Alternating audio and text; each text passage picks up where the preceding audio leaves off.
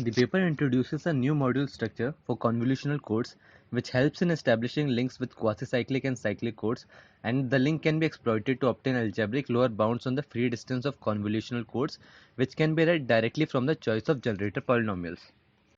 An NK convolutional code can be considered as the set of all output sequences produced by a linear function which maps an input sequence U of k tuples to output sequence V of n tuples. Here, each n-tuple output block VL depends not only on the instantaneous input UL but also on m past inputs, where m is called as the memory order of the encoder. When dealing with convolutional codes, it is common to use the power series representation. So we denote a vector x by its power series representation xt as follows. Every convolutional code has a k-cross n polynomial generator matrix of the form where each entry is a polynomial in FQ.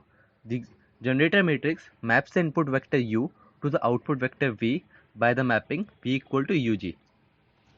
The rows of generator matrix form the basis for the code. Any generator matrix which is FQ row equivalent to G is also a generator matrix.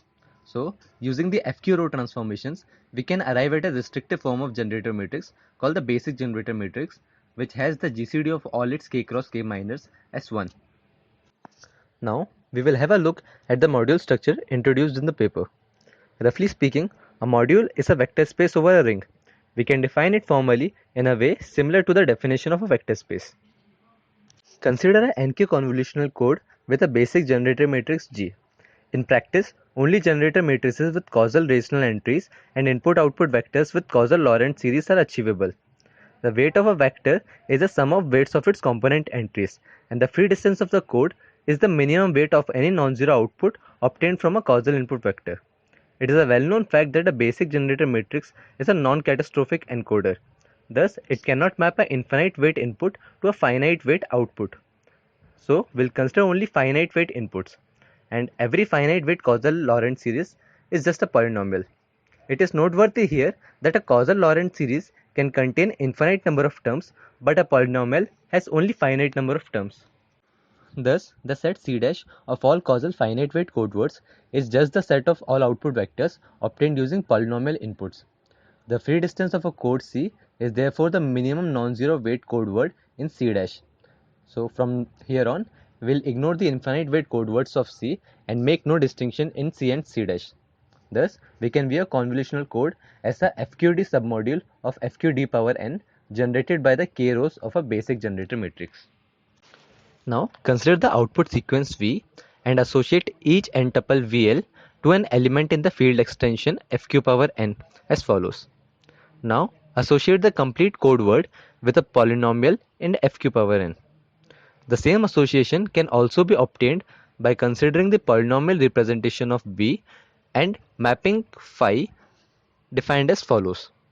This mapping phi defines a FQD module isomorphism between FQD power n and FQ power n d, which preserves the FQ weight structure of the modules.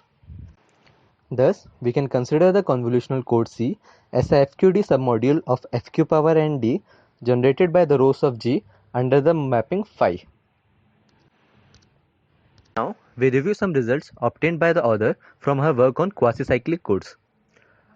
An NK linear block code is quasi-cyclic if every cyclic shift of a code word by L places gives us another code word, and the smallest such L for which this is true is called as the index of C. It has been shown that a quasi-cyclic code of length NL and index n can be viewed as a FQX submodule of the quotient ring FQ power nx by the ideal generated by the polynomial x power L minus 1.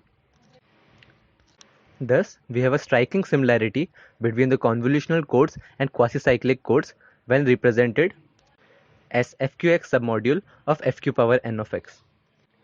Another result that we have is for a one-generator quasi-cyclic code generated by the polynomial g, the minimum distance of C is greater than or equal to the minimum distance of C tilde, where C tilde is the cyclic code of length L generated by a G tilde, which is the GCD of G and x power L minus 1.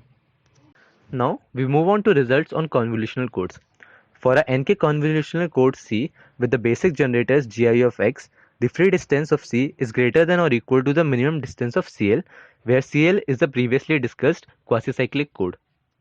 The basic idea here is that if C is the convolutional code word and C dash is the quasi-cyclic code word, then the coefficients Cl dash of C dash are formed by summing up a bunch of coefficients from C, thus reducing the number of non-zero coefficients.